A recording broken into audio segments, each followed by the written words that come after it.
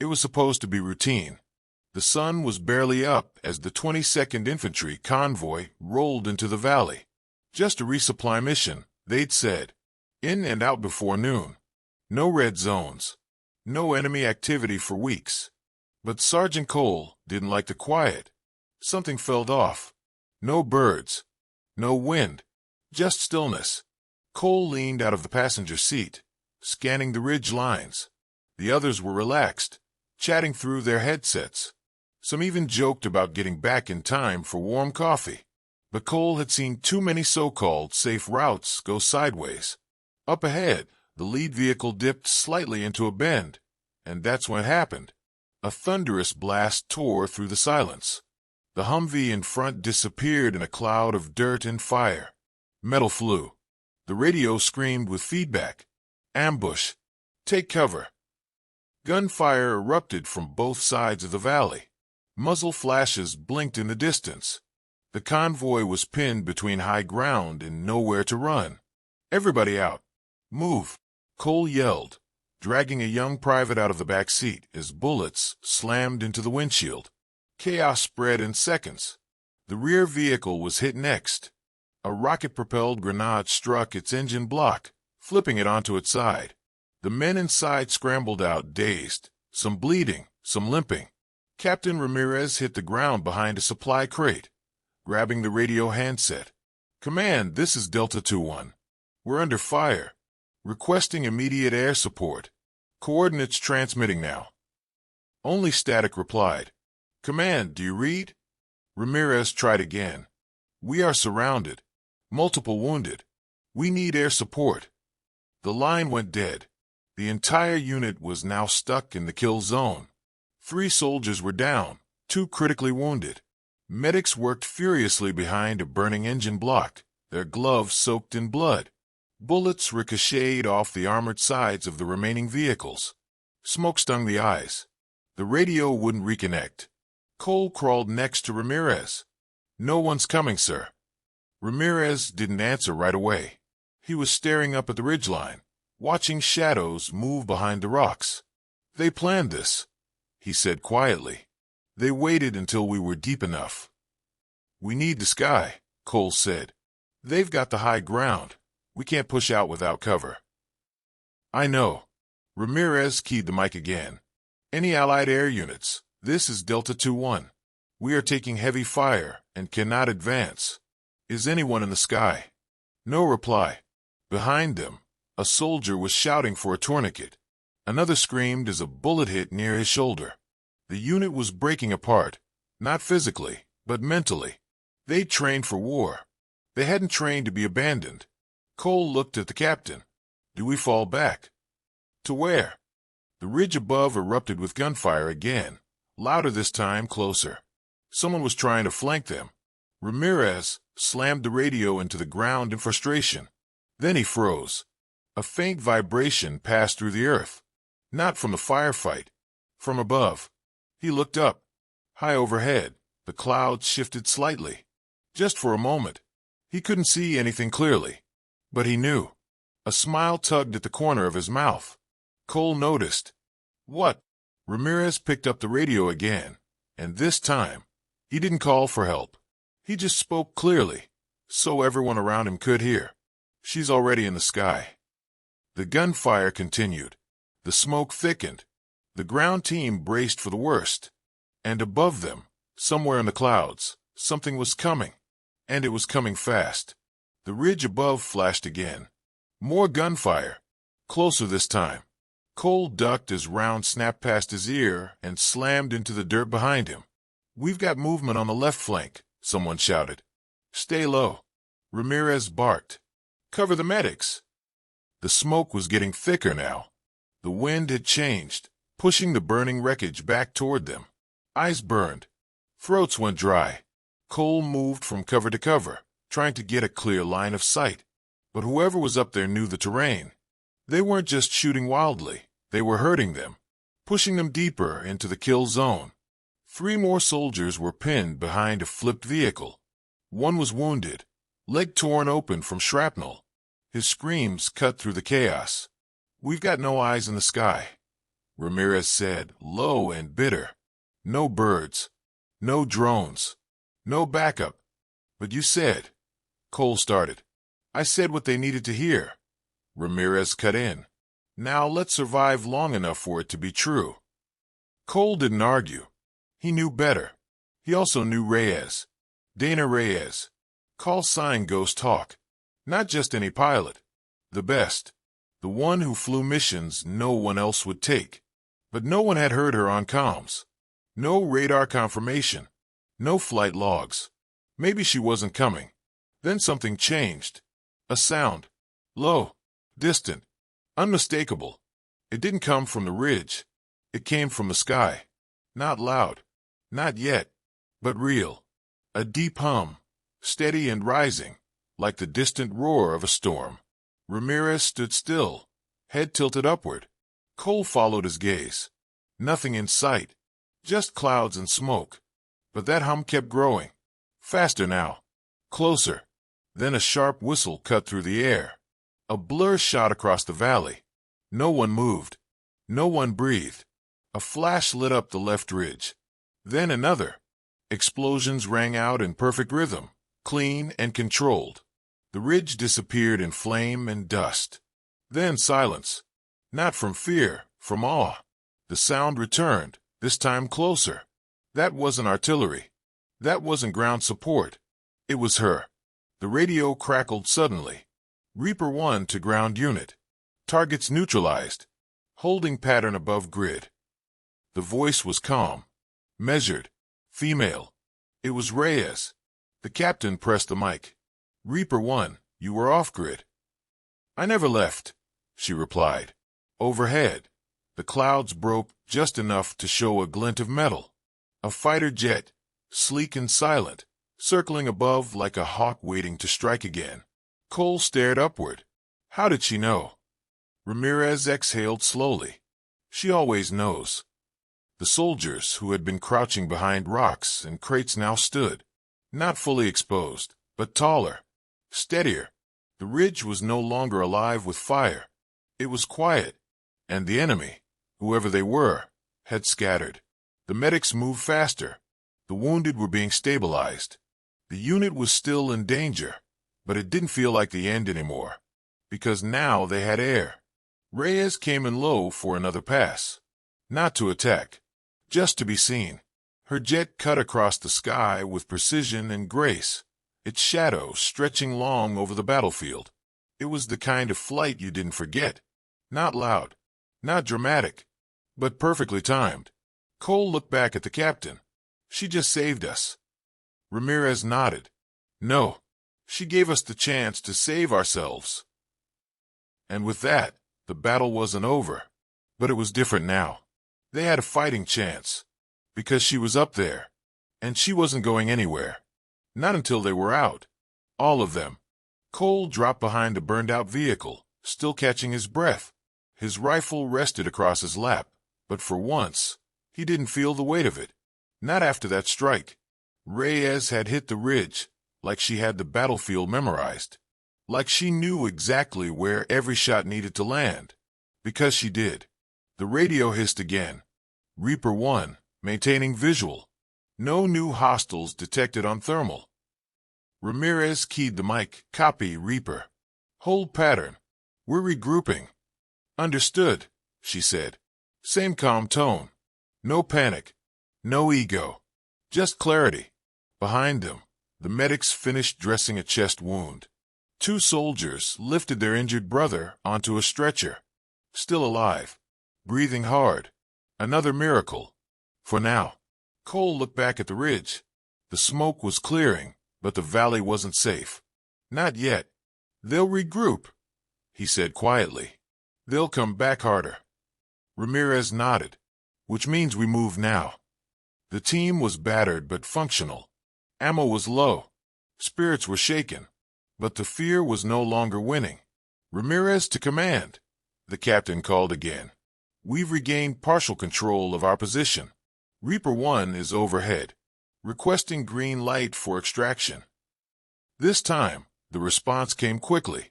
Copy that, Delta 2-1. Extraction authorized. Assets in motion. ETA 15 minutes. Hold your ground. 15 minutes. An eternity in enemy territory. But they could make it. If Reyes stayed in the sky. She hadn't spoken again. Just circled, watching, waiting. Cole knew that kind of flying took everything. Her fuel was burning. Her systems were running hot. But she stayed. Every soldier in that valley knew it. She was flying against protocol. Against orders. And for them, a sudden pop echoed from the east. Then two more in quick succession. Mortars. Incoming. Down, someone yelled.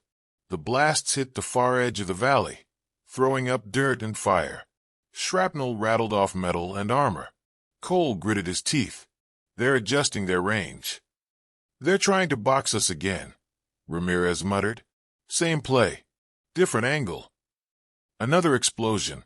Closer. The captain grabbed the radio. Reaper 1, new threat detected. Mortars from East Ridge. We can't advance. No answer. Cole's heart pounded. Seconds passed. Then Reyes spoke. Visual confirmed.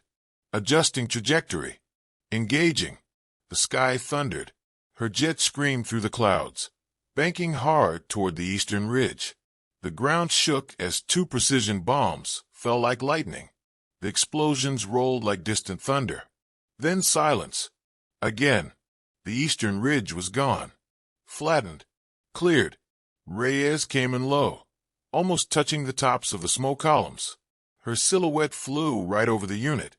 Soldiers raised their eyes. Some even smiled through the exhaustion. She wasn't just a pilot anymore. She was their shield. Their ghost in the sky. Captain, Cole said, looking around at the others. We're ready. We can move. Ramirez looked down the valley, where the extraction zone was marked by a half-buried flare. Then up again, to the jet still circling like a guardian. He tapped the radio once more. Reaper 1, this is Delta 2-1. We're moving.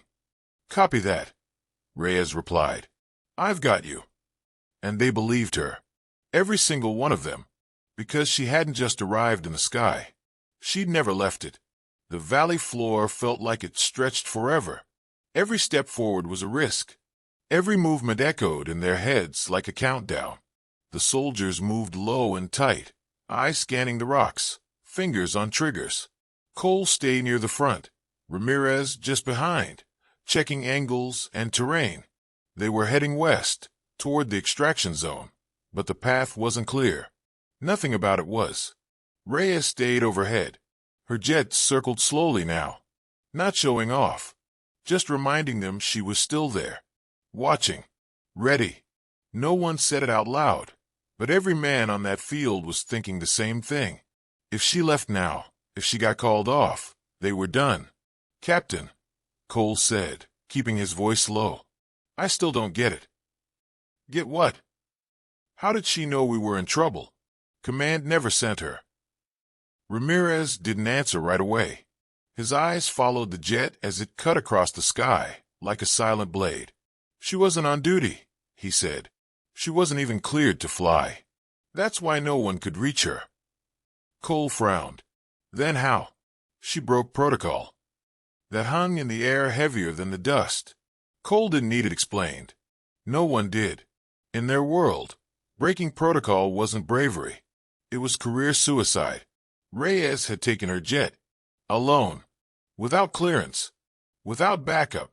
To answer a signal she wasn't even supposed to hear. She disobeyed a direct grounding order, Ramirez added. If she lands, she could face court-martial. Cole shook his head. And she still came. She didn't just come, Ramirez said. She came without knowing if we'd still be here. That silence returned. The kind that hits deeper than fear. The kind filled with respect. The squad kept moving, watching the skies more than the hills now. The radio sparked again. Reaper 1 to Delta 2-1. Heat signatures returning. North Ridge. Unknown strength. Ramirez pressed the mic. Copy. Visual. Negative. Trees and rock cover. But they're moving. And they're not retreating. The captain swore under his breath. They're setting up another ambush. They're trying to catch us in the open before the chopper arrives, Cole said. We don't have the numbers to hold this ground if they get close. The soldiers dropped into cover again, forming a tight perimeter. Reyes spoke once more. I can make a low pass, but I'm running low on fuel. This will be my last one. Everyone went still. Cole's jaw tightened. Ramirez looked at the sky, then at the faces around him. They were bruised, tired, running on nothing but instinct and hope, but alive. Because of her. He pressed the radio. Reaper 1, confirm. Last run. Confirmed. Cole stepped closer. Sir, what if there's more coming after that? We won't have cover. Ramirez nodded. I know. The jet engine grew louder. They looked up. She was already diving. Fast. Low. Silent until the last second. Then came the roar. The valley trembled as Reyes unloaded the last of her payload. The ridge exploded in a controlled burst of fire and steel. Trees shattered. Rocks lifted. The sound shook the bones. And then nothing. Just wind and dust and stunned silence. She pulled up hard, climbing into the sky like a ghost rising from the ashes. Targets eliminated, she said, voice calm. You're clear to move. Cole exhaled. That was her last run? Ramirez nodded once. She gave us the rest of her fuel. And still she was flying. But for how long? They didn't ask. They just moved. Toward the extraction zone. And the clock kept ticking. They were moving again. Faster now. Not because the danger was gone, but because the silence had returned. And that was somehow worse. The extraction zone was still over a ridge, and 200 meters of exposed ground. No cover. No room for mistakes. No second chances. Ramirez led them through the thinning tree line. Cole followed close behind, eyes darting from ridge to ridge, scanning for movement. The rest of the unit held formation, tighter than before. No one was talking. They all felt the same thing. This wasn't over. The air was too still. The quiet too heavy. Reyes had taken out the second ambush, but that kind of coordination didn't happen by chance. Whoever was hunting them knew how to wait. Hold here, Ramirez said, raising a fist. They dropped into position behind a rocky outcrop. Ahead was the clearing. On the other side, just visible through the heat shimmer, was the extraction marker. A flare barely burning. Faded red smoke curling in the air. And beyond that, nothing but sky. Cole leaned toward the captain. We run now. Too open. We'd never make it with the wounded. We can't stay. We won't. Ramirez reached for the radio. Command, this is Delta 2-1. Extraction point in sight. Area unstable. Requesting immediate pickup. The response came fast, but not good. Delta 2-1, evac en route. ETA 8 minutes. Advise you hold position. Negative, Ramirez snapped. We don't have 8 minutes. And then, like a response from the valley itself, gunfire. From behind. Sharp. Controlled. Close. Cole swung around. Contact. 6 o'clock. They were boxed again. Not a full unit. Just a precision team. Enough to pin them. Enough to stall them. By time for a larger force to close in. Ramirez ducked behind a tree as bullets sliced through bark. Get the wounded behind cover, he shouted. The soldiers moved fast, dragging the injured back, setting up a defensive line. But they all knew the truth. They wouldn't last 8 minutes. The captain slammed the radio again. Command, we are compromised. We need immediate air support. We're too exposed. But the voice on the other end was shaky now. Negative, Delta 2-1. Reaper 1 is out of fuel. She's been ordered to RTB. She's not coming back. Silence. Real silence. The kind that comes when you feel something drop out of your chest. Cole looked up. The sky was empty now. She's gone. Ramirez didn't answer, because even he didn't believe it. More gunfire erupted. Closer. The enemy was tightening the ring. Cole raised his weapon. Fired a few rounds, ducked. Sir, we're not going to hold this. Another explosion behind them sent dirt raining down. A soldier screamed. The line was breaking. Ramirez looked to the sky one last time. Nothing. And then, a shadow. Just a flicker at first. A shape cutting across the sun. Then came the sound. Not loud. Not fast. Just steady. Familiar. The radio clicked on. Delta 2-1, this is Reaper 1. I disobeyed a lot of orders today. One more won't hurt. It was her. Reyes. She hadn't turned back. She hadn't left them. She's back in the sky. Cole whispered. No, Ramirez said. She never left. Above them, the jet descended low. Too low for safety, but perfect for what she had left. She dropped countermeasures, flares, bursts of light and heat, scattering across the ridge like fireflies. It was a bluff. A final trick. But it worked. The enemy fire paused. Confused. Uncertain. And that was all they needed. Ramirez gave the order. Now, everyone move. Go, go, go. And just like that, they ran. Not away from the fight, but toward the chance Reyes had bought them, with nothing left but her name and the sky. They ran like their lives depended on it, because they did. Every step was a gamble. Every breath a race against the inevitable. The extraction zone was close now, just beyond the rocky ridge, but between them and safety was a gauntlet of enemy fire. Bullets tore through the air, whistling past their heads. Cole's heart hammered as he pushed the wounded soldier ahead, adrenaline masking the pain from his own scraped hands and bruised ribs. Behind him, the others sprinted, some limping, some dragging the injured, but all fueled by one thought: survival.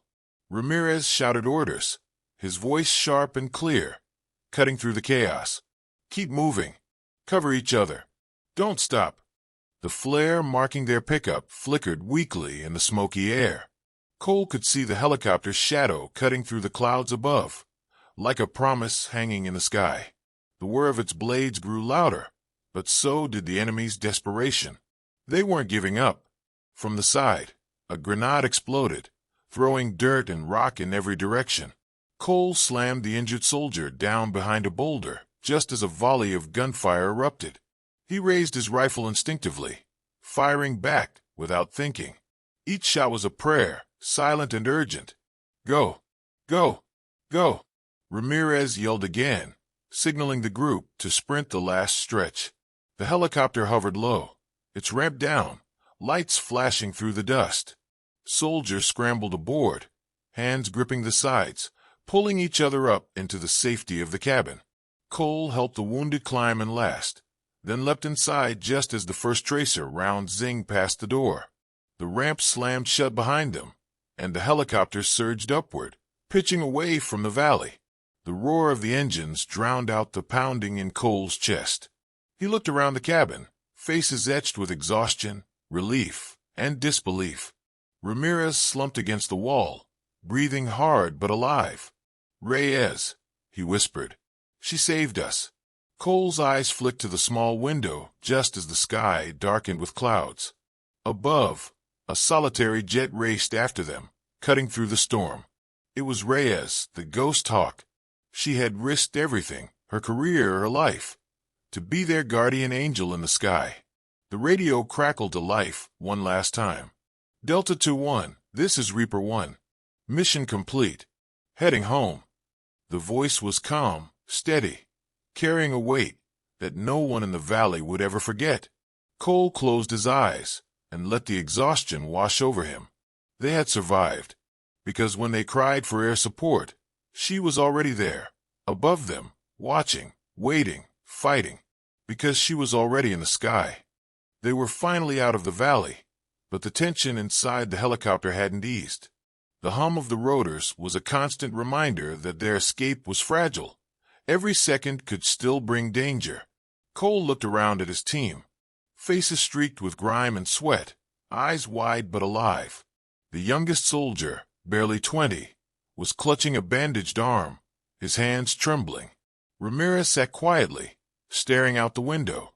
The fight was over for now, but the weight of what they'd been through hung heavy in the air. Cole thought about Reyes, The pilot who'd risked everything to save them. Not just a soldier or a pilot, but something more. A guardian. A ghost in the sky. He remembered the moment her voice crackled through the radio the first time. Calm, steady, unshakable. The kind of voice that makes you believe someone is watching your back, even when everything feels like it's falling apart. The captain had told them she wasn't supposed to fly. Grounded for months. But she'd heard their call. The desperate cry for help that never made it to command. She'd gone against orders, risking her career and maybe her life, to be there. Cole swallowed hard. It was more than bravery. It was loyalty. No, it was something deeper. Why do you think she did it? He asked Ramirez quietly. The captain didn't answer at first. Then he said, because someone has to. Because when the world turns its back, you still have to fight. You still have to protect your own. Cole nodded. That's what heroes do. They don't wait for permission. They just act. The radio buzzed again. Command was asking for a full debrief. Medical teams were ready. Support was on its way. But for now, the soldiers just breathed. The nightmare was over. Up above, Reyes was heading home, alone, flying into the storm clouds. The sky had swallowed her again, the ghost returning to where she belonged. Cole thought about what awaited her. The questions, the consequences, the court-martial that might come for breaking protocol. But he also thought about the lives she'd saved, and the silence that fell after the storm, the kind that says sometimes, the right thing isn't in the rules, it's in the heart. And that night, as the helicopter disappeared into the distant horizon, Cole made a promise.